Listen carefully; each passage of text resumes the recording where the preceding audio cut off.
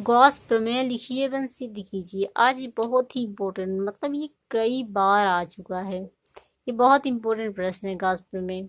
तो आज हम लोग पढ़ेंगे गॉस प्रमेय क्या होता है। ठीक है, तो देखिए गॉस प्रमेय क्या होता है। किसी बंद पृष्ठ से, कोई बंद पृष्ठ है, किसी बंद पृष्ठ से, ठीक है, किसी बंद पृष्ठ से, या तो फिगर ऐसे, पुरानी किताब में फिगर कैसे मिलता था, ऐसे ऐसे करके, ठीक है। तो कोई ये नहीं है बंद पृष्ठ होना चाहिए, गोला हो या तो ऐसे भी हो, तो इसमें वर्जन नहीं है। बंद पृष्ठ के गुजरने वाला संपूर्ण वैद्युत फ्लक्स, किसी कोई बंद भ्रमण पृष्ठ बंद है ना, उससे उससे गुजरने वाला संपूर्ण वैद्युत फ्लक्स उस बंद पृष्ठ के अंदर उपस्थित कुल आवेश का 1/ε0 गुना होता है। कितना होता है? 1/ε0 गुना होता है। वैद्युत फ्लक्स उस बंद पृष्ठ के अंदर उपस्थित कुल आवेश का कितना गुना होता है? 1/ε0 गुना होता है। तो मान लेते हैं यदि किसी बंद पृष्ठ के अंदर निर्वात होना चाहिए, बंद पृष्ठ जो है उसमें वायु नहीं होनी चाहिए, उपस्थित कुल आवेश Q हो, तो गॉस प्रमेय से उद्भव में गुजरने वाला कुल वैद्युत फ्लक्स फाई ई हो जाएगा। तो ये क्या है? सरफेस एफ ऑफ बोलते हैं इसको। तो ये क्या हो जाएगा? बंद पृष्ठ को प्रदर्शित करता है। यहाँ 0 लगा देते हैं गोला, तो ये किसको प्रदर्शित है? बंद पृष्ठ को। ठीक है, तो यहाँ पे आप एस क्या है? एक सरफेस है। बंद पृष्ठ से गुजरने वाला क्या हो जाएगा? ई डी एस हो जाएगा। ई डी एस का मान निकालें Q/0 परिभाषा से फाई ई बराबर Q/0। ठीक है, ये सूत्र हो जाएगा। निगमन करते हैं, चलिए इस सूत्र का। यहाँ से क्या करते हैं, आर दूरी पर कोई बिंदु P है, कितनी दूरी पर? O केंद्र से R प्लस Q आवेश केंद्र पे रखा हुआ है। R दूरी पर P बिंदु से हमें विद्युत क्षेत्र की तीव्रता ज्ञात करनी, हमें चुंबकीय गॉस प्रमेय को सिद्ध करना है। अर्धगोले पृष्ठ किसी इसी बिंदु पर स्थित विद्युत क्षेत्र की तीव्रता P हो जाएगी। यहाँ से हम इसकी फिगर बना लेते हैं, यहाँ से इसको मिलाते हैं। यहाँ अल्पांश क्या हो जाएगा? डीएल हो जाएगा। यहाँ से एक ही सीधी रेखा में अल्पांश डीएल, ये फिगर बना हुआ है। ठीक है, तो ऐसे फिगर बनाएंगे गॉस प्रमेय का। चलिए, माना कि कोई बिंदु आवेश प्लस Q, कोई बिंदु आवेश Q किसी गोले के केंद्र O पर रखा है। कहाँ रखा है? गोले के केंद्र O पर। गोले की त्रिज्या क्या है? R है। तब गोले के पृष्ठ पर स्थित किसी बिंदु P पर विद्युत क्षेत्र की तीव्रता, हमें किसी बिंदु P पर विद्युत क्षेत्र की तीव्रता क्या होती है? किसी बिंदु आवेश के कारण विद्युत क्षेत्र की तीव्रता 1/E=1/4πε0 इंटू Q/R²। यही होता है, पढ़ चुके हैं हम लोग बिंदु आवेश के लिए। यदि ये हो गया, यदि किसी बिंदु P को घेरे छोटे अल्पांश अवयव की हम लोग कल्पना करते हैं, कोई छोटा सा अल्पांश यहाँ से ये बिंदु P को घेरे हुए, इसको क्या करते हैं? ये बिंदु P है, यहाँ पे घेरे हुए छोटे से अल्पांश किसकी? ds की कल्पना करते हैं। तो ds की कल्पना करें तो इसकी दिशा भी OP की दिशा में होगी। ये ds की दिशा क्या होगी? OP की दिशा में होगी। ठीक, अनुदिश बाहर की ओर होगी। फलस्वरूप E और ds के बीच का कोण कितना बनेगा? जब देखो दिशा सेम होगी, डायरेक्शन, तो कितना? 0 डिग्री कोण बनेगा। तो 0 डिग्री जब होगा, तो यदि क्षेत्रफल ds से गुजरने वाला वैद्युत फ्लक्स क्या होगा? क्षेत्रफल ds से गुजरने वाला वैद्युत फ्लक्स डी फाई इक्वल ई ds इतना हो जाएगा।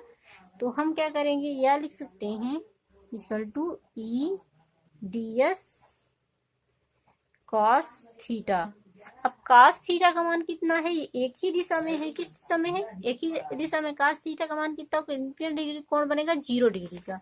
तो हम यहाँ लिख सकते हैं d phi equal to E ds cos 0 degree. कितने डिग्री? 0 डिग्री। cos 0 का मान कितना होता है? 1 होता है। डी फाई इक्वल टू ई बचेगा क्या? ई ds।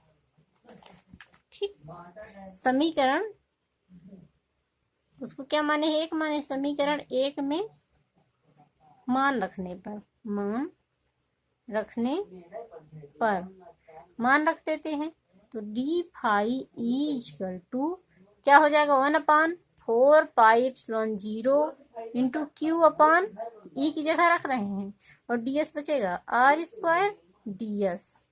ठीक है, अतः क्या हो जाएगा, अतः गोले के पृष्ठ से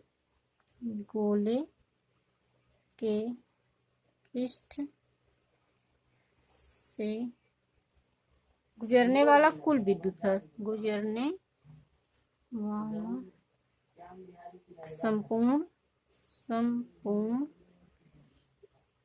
वैद्युत फ्लक्स, संपूर्ण वैद्युत फ्लक्स क्या होगा, फाई ई हो जाएगा।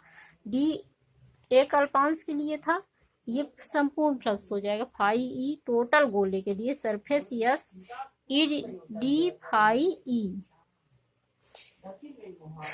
सरफेस यस हो जाएगा डी फाई ई। समीकरण हमने इसको क्या माना है, समीकरण इसको 2 मान लेते हैं, समीकरण 2 का मान रखने पर, समीकरण 2 का मान रख देते हैं तो फाई ई इक्वल टू हो जाएगा, नीचे सॉरी ये phi E, phi equal to f of s d phi की जगह 1/4 pi epsilon 0 into Q upon r², क्या रख देंगे डी एस। कॉमन क्या क्या है, हम किसके सापेक्ष, ds के सापेक्ष कर रहे हैं समाकलन, तो ds बस बचेगा, कॉमन सब आ जाएंगे, बराबर ये हो जाएगा एफ ऑफ एस, सॉरी गलत हो गया, 1/4 पाई एप्सिलॉन 0 एफ क्या बचेगा कि इंटू क्यू अपॉन r², ये बाहर आ जाएंगे, बचेगा क्या यस ds बचेगा। अब ds बचा है तो क्या होगा, ds का क्या होता है, पूरा क्षेत्रफल कितना होगा, गोले का क्षेत्रफल कितना होता है, एफ ऑफ एक्स ds बराबर होता है 4 पाई r², गोले का कुल पृष्ठीय क्षेत्रफल, पृष्ठीय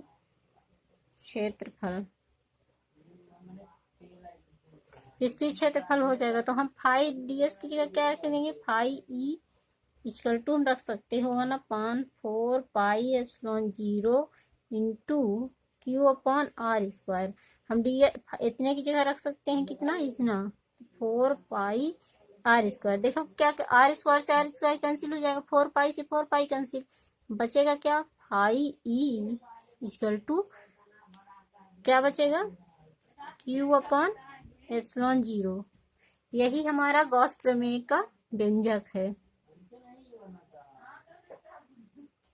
Prove that. Thank you.